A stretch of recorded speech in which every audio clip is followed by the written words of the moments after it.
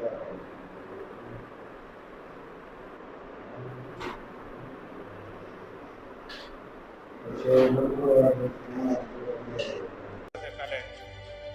Please न्याज को mic दीजिए।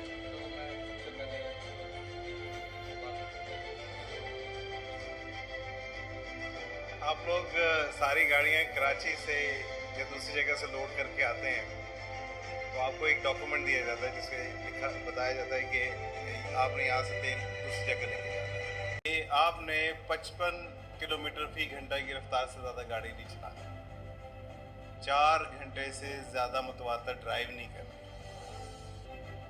गाड़ी चलते हुए कैबिन में बैठ के चाहे गाड़ी खाली हो भरी हुई हो आपने सिगरेट नोशी नहीं करनी। उसमें ये तक लिखा हुआ है कि आपने दौराने ड्राइविंग किसी सूरत मोबाइल को नहीं सुनना। सीट बेल्ट आपने तहरीर जब जब आपका इनवाइस करती है उर्दू में लिखा हो। तो मेरी आप लोगों से गुजारिश है कि आप उसको लाजमी पढ़ें। आपकी कंपनी हद इम्कान हद तक कोशिश कर रही है। हमने वो चेक करना कहीं से कोई पेट्रोल लीकेज तो नहीं है। जब पेट्रोल लीकेज होगा वो क्या कैसे पता लगे? नट से देखेंगे, इवन टायर्स तक भी, टायर्स जो मेन चीज है उसकी गुड्डी को भी चेक करेंगे कि कितनी एमएम उसकी गुड्डी है। हर चीज को आपने, इसको बोलते हैं 360 राउंड, 368 में बात लेंगे, उसमें हर चीज आपने चेक कर लेनी है। ठीक है।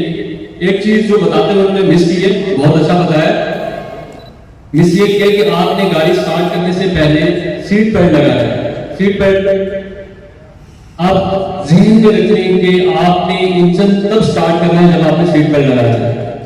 पहले सीट बेल्ट लगाए, उसके बाद आपने गाड़ी स्टार्ट करेंगे।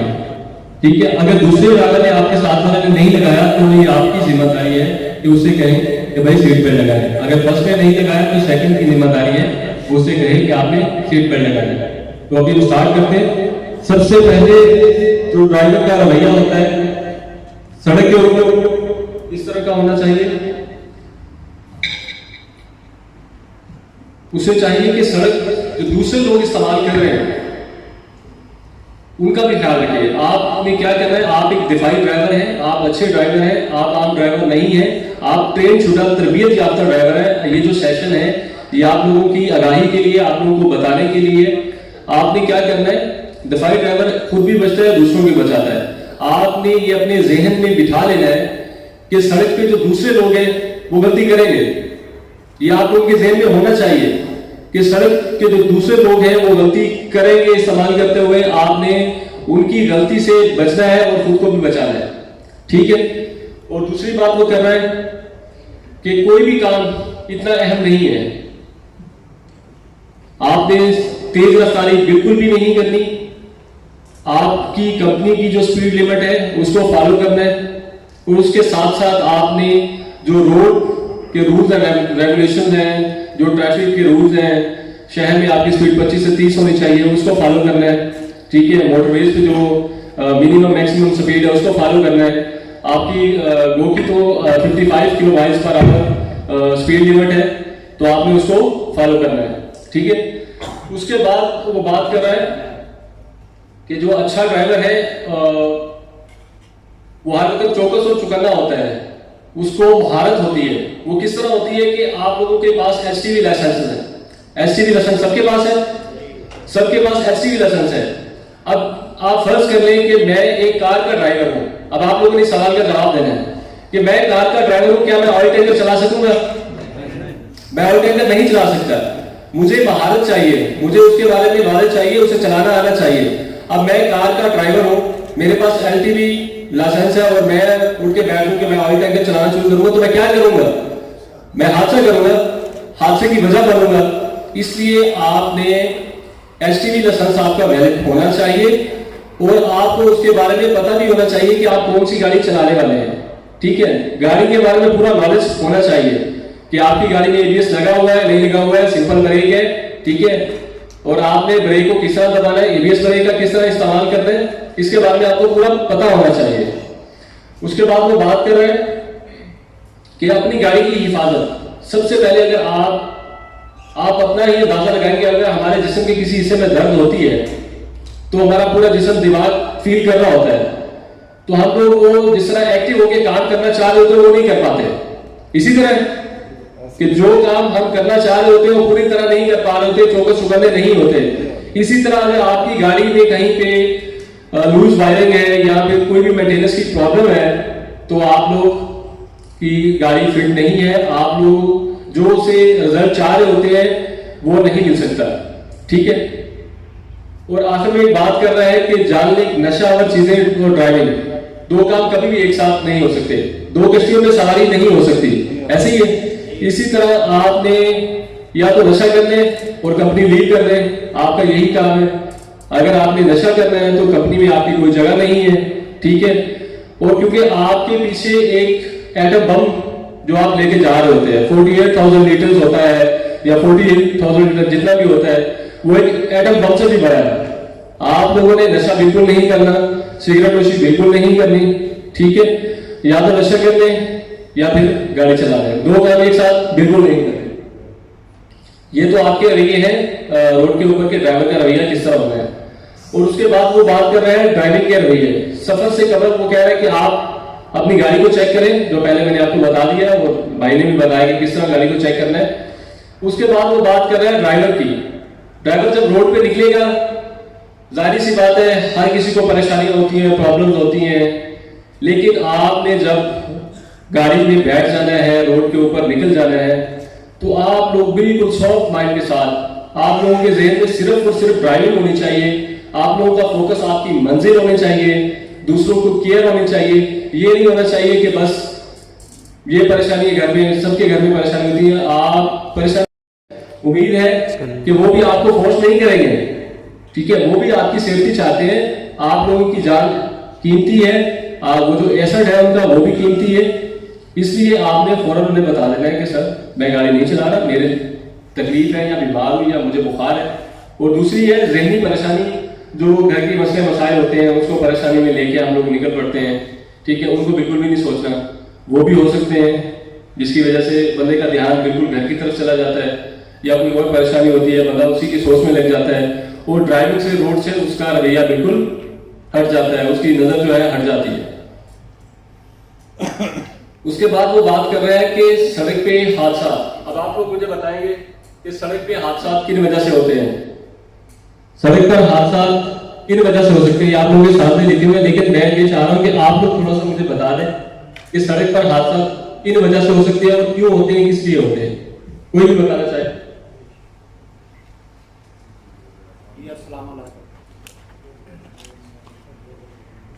सबसे पहले गाड़ी का रंग चलना, ओवरटेक करना और आगे अचानक कोई चीज आ जाए उसको मिसाल के मद्देनजर रखते हुए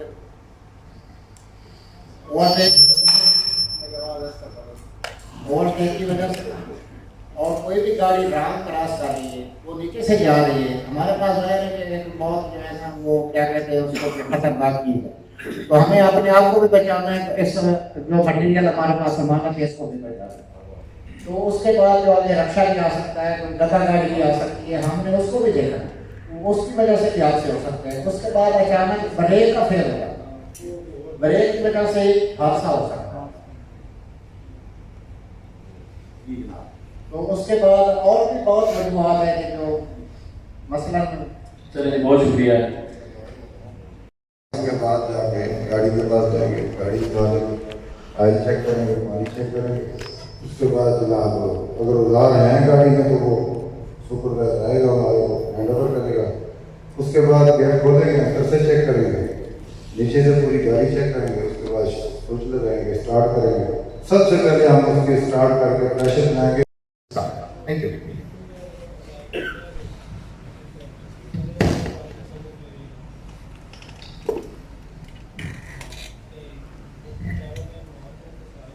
जी दोबारा स्टार्ट करते हैं।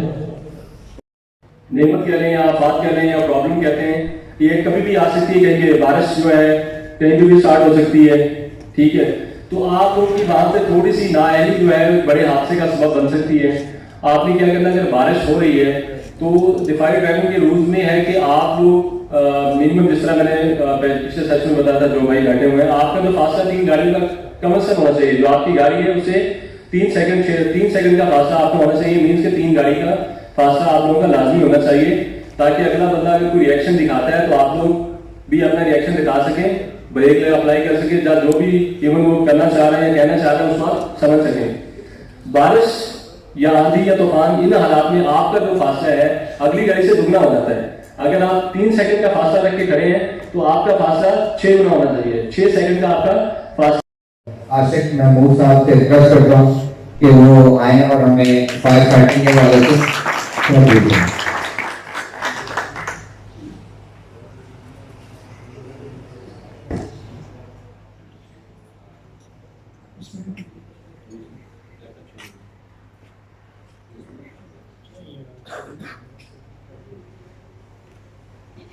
जाती है, आप किसको देनी है? किसी दोस्त को मालूम हो तो प्लीज। जी बताइए। अगर खुदा न खास्ता कोई एक्सीडेंट हो जाता तो उसकी इमरजेंसी के लिए हम ऐसे इस्तेमाल कर सकते हैं। फौरी तौर पे जो रसाई यानी कि टीम आने से पहले जो छोटा मोटा हमसे कवर हो सके उससे कवर करते हैं। जैसे खून की रसाई हो गई या बाजू टूट जाता तो उसे वक्ती तौर के लिए बांध कर पीछे से, ताकि कोई टीम आ सके और हमारी हेल्प कर सके। शुक्रिया सर, थैंक यू। इब्तदाई तिब्बी इमदाद यानी कि ऐसा तरीका इलाज है कि अस्पताल पहुंचने से पहले अगर कोई शख्स हादसे से मुतासर हो जाता है या वो एक्सीडेंट की सूरत में जख्मी हो जाता है या चोट लगने की सूरत में जख्मी हो जाता है या खून निकलना शुरू हो जाता है, तो हमने किस तरीके से अस्पताल पहुंचने से पहले उसकी जिंदगी को महफूज करना है। उसकी जिंदगी को महफूज कैसे बनाना है? वो हम उसको उस वक्त मुमकिन बना सकते हैं जब हमारे पास फर्स्ट एड किट हो और हमें तरीकाकार का पता हो। जैसे खुदा न खास्ता चोट लगने की सूरत में खून बह रहा है, अब हमें प्रॉपर तरीकाकार पता होना चाहिए। हमें प्रॉपर तरीकेकार का पता होना चाहिए कि हमने खून को किस तरीके से रोकना है। आप जानते हैं ना कि 6 से 7 लीटर हमारे जिस्म में खून होता है और जिंदगी की रमक को जारी रखने के लिए खून का मौजूद होना जरूरी है। दिल की धड़कन के लिए खून का मौजूद होना जरूरी है। सांस की बहाली के लिए खून का मौजूद होना जरूरी है। तो खुदा ना खास्ता अगर 2 से 3 लीटर खून बह जाता है तो वो तो जो विक्टिम है या वो जो मुतासरा शख्स है उसके बचने के चांस बहुत कम हो गए। इसलिए खून जिस्म में, इंसानी जिस्म में बहुत जरूरी है।